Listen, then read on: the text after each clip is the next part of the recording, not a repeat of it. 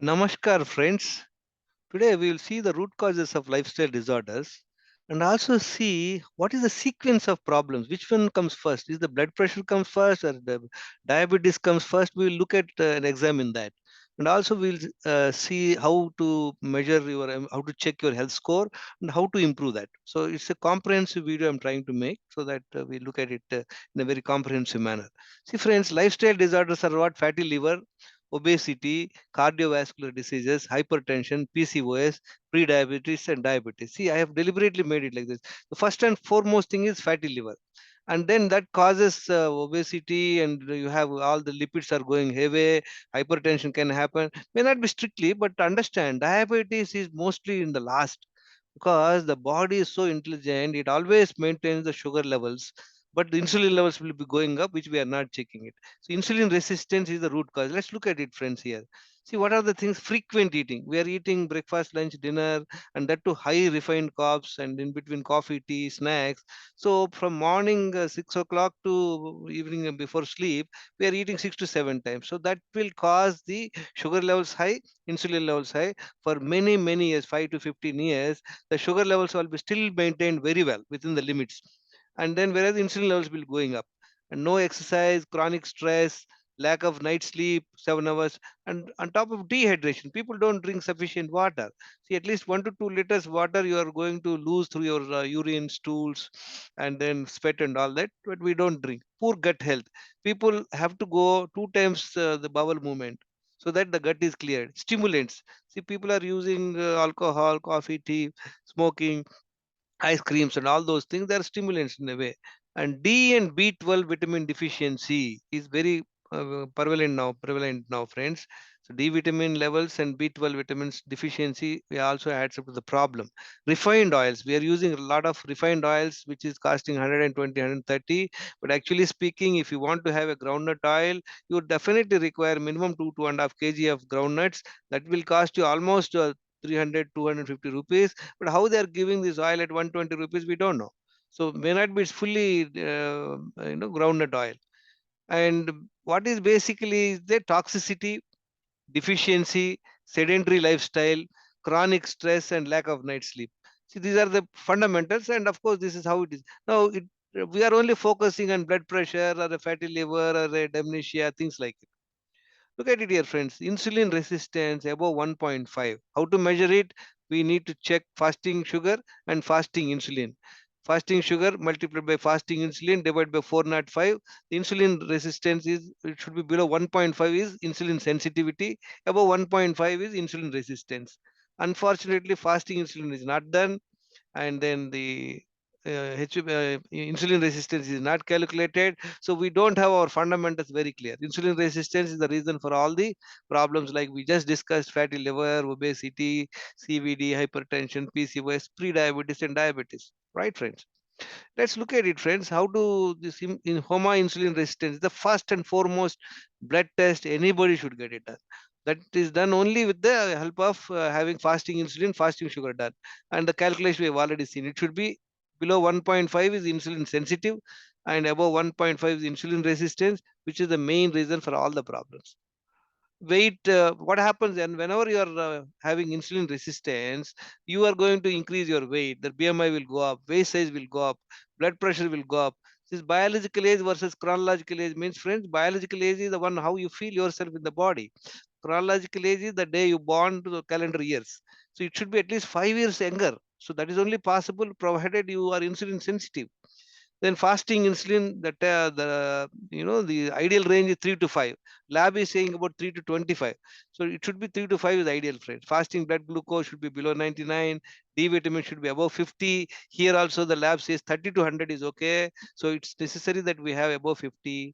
B12 will be above 500 is ideal, friend. Lab says 200 to 900. Diabetes test HbA1c should be below 5.6, means you are non-diabetic. Up to 6.5.7 to 6.4 is pre-diabetic. Above 6.5 is diabetic. We are only focusing on diabetes, friends. I have seen people, they are not pre-diabetic. Their sugar levels are all right. Their HbA1c are at least below 5.6, 5.3, 5.2, but they are overweight. They're already having cardiovascular problems, and couple of cases they've got underwent a stent also. What it means is that insulin resistance is the one which has to be checked, which is we are missing it out. Why? Because a fasting insulin test is not being recommended by the doctors. Insulin resistance is not being monitored, and on top of it, all the packages, if you spend 2000 3000 rupees also taking 100 blood tests, and fasting insulin is not part of it, and D vitamin B12 also is not part of it unless you pay high money, higher amounts. Now the other parameters are, friends, inflammatory marker. In the body, if there is an inflammation, this will lead to your hormonal imbalance, and in turn all sorts of health problems. So HSCRP should be below 1 milligram per liter. Another important marker is homocysteine. This figure will tell us about the damage done to the blood vessels. So this should be 5 to 15. I have not done. I've come to know very recently, so I'm going to get it done when I go back to India. And then uric acid should be 3 to 7. Lipid profile in this VLDL is extremely important, friend. It should be below 20. Lab is talking about 30, 40 is also normal, which is not. Triglyceride should be below 100 milligram per deciliter. HDL should be above 60. That's how it should be. The range should be, friend. Hemoglobin, this complete blood checks you can do. In that, hemoglobin is important, 13 to 17. Specifically, ladies have very low hemoglobin because of the periods and all that. So they must make sure that this test is done. Thyroid profile, a lot of people getting it done and missing the insulin resistance test, friends. The TSH should be below 3, and PP insulin. This also not being done regularly. And this test and PP sugar will indicate the condition of our pancreas. See, there's a test called Kraft test, so that we know where we stand in terms of people, even the diabetic patients who have got high sugar, and then they're prescribed all the diabetic medicine. Before prescribing these medicines, it is necessary that if you check how is your pancreas working. The basic problem is insulin resistance. It's not that pancreas is not producing enough insulin. Pancreas is producing much large quantity of insulin, and these additional medicines will further add up to that problem. That's why people who take diabetic medicine, insulin and all, they gain weight, because insulin is a storage hormone. So unless you check this, you should not go in for medication. Maybe initially you can just check if a very high blood glucose is there. You can take some treatment, and then later on you have to focus on your lifestyle. Kidney function test, KFT, this should be below 1.3. Liver function test. See, friend, liver is the last thing to fail. Kidney and liver are the last thing to fail because they have such substantial capability. We are only focusing more on these things and leaving the fundamentals of insulin resistance. One should not take any medication. They should live a life without medication, friends. So we are checking 30 parameters, and you see wherever you are not in this ideal range, so that means you are not complying. So take the compliance and take the score. Now look at it here, friends. Now what to do? How to improve it? So basically, all these uh, toxicity, deficiencies, and all these things will result in terms of two basic things. One is insulin resistance, and then gut health, poor gut health. No, we are going to do this 8 daily habits, which is going to help you in terms of improving your gut health and insulin sensitivity.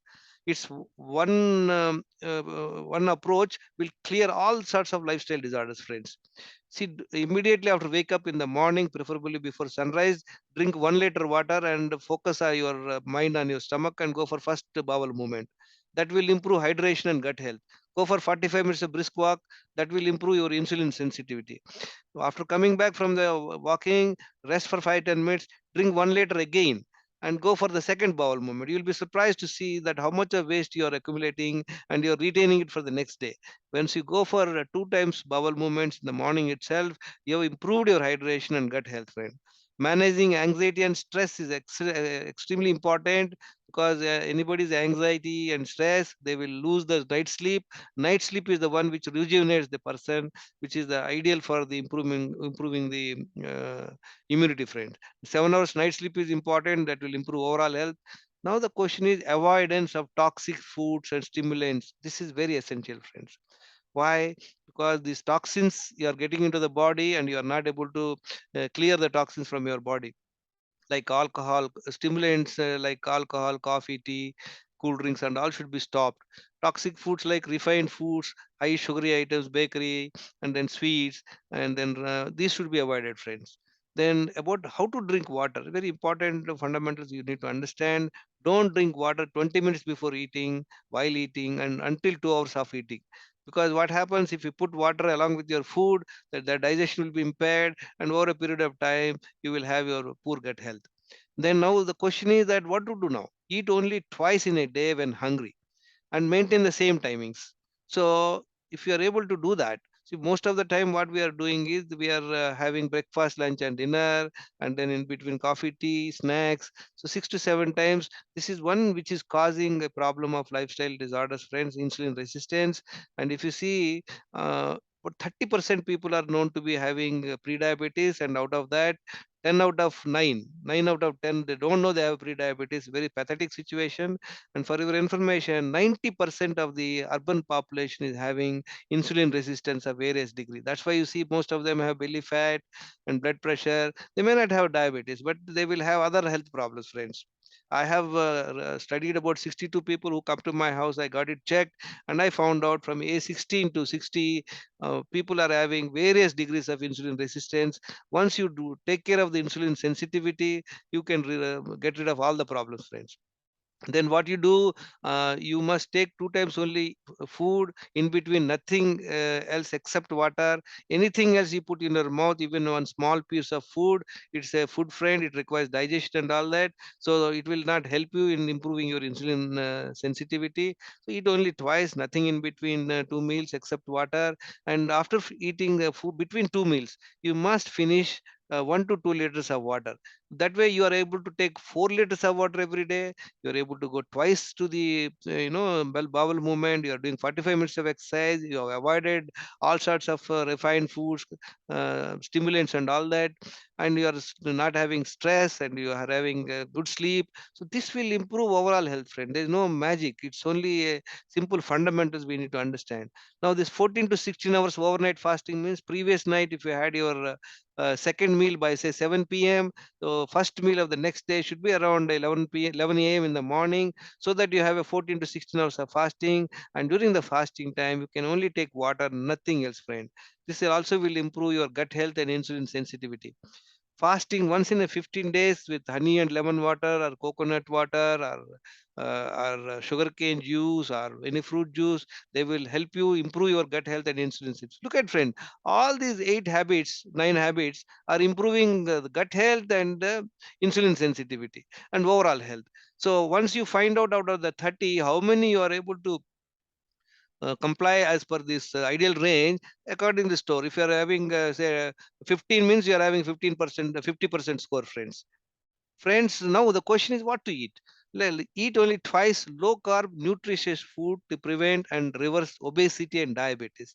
So what do we do, friends? We have, you have multigrain chapati, or you can have millets and or brown rice, and have any subjects made out of this cold pressed oils, and then have curds, and you can have ghee. You can enjoy the food, 2 times cooked food, in between nothing except water. You can do that.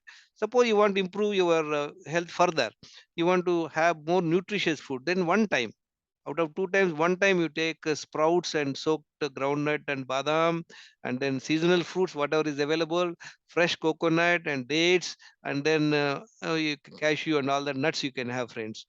And a person who is having say diabetes and pre-diabetes, and they're having high sugar levels and are using medication, what they don't need to do is try both the times no carb food, friends. What is no carb food? You can have fried egg or boiled eggs, and have some paneer fry, and then you have some salads, whatever salads and nuts. You can have cashew, and you can have pista. You have coconut chutney or fresh coconut, and any subjects made out of ghee or oil, chekki oil would be good. This will not increase your sugar levels. I can guarantee you within a few weeks or months, you will be able to find your sugar levels are getting normal. Then with the discussion with the doctor, with the consultation with the doctor, you can taper down your medication, friends. These are the few people who have benefited by joining Wellness Secrets daily schedule. They offered free friends. And my name is KSG Rao. At one time, my health score was 10%, and I improved in 4 months 80%, and my parameters have improved substantially. And I was taking 11 medicines for diabetes, hypertension, high triglycerides, and kidney stone. And until 2014, in the last 8.5 years, I have not taken a medicine. I have not fallen sick, friends. As I told you, I'm not a doctor. People with health issues must consult their doctor before embarking on my advice. Friends, what is the inexpensive immunity check? If you're getting drenched in the rain for 1 hour, you don't get sick or don't fall, have a cold or a cough or running nose or fever. That means you are hale and healthy, friends. Friends, knowledge and discipline are the gateways to your health, and invest time. And if you like this video, you share to your friends, comment it, and subscribe to my channel. And you must invest time to enhance your right knowledge and be disciplined. Thank you very much for listening.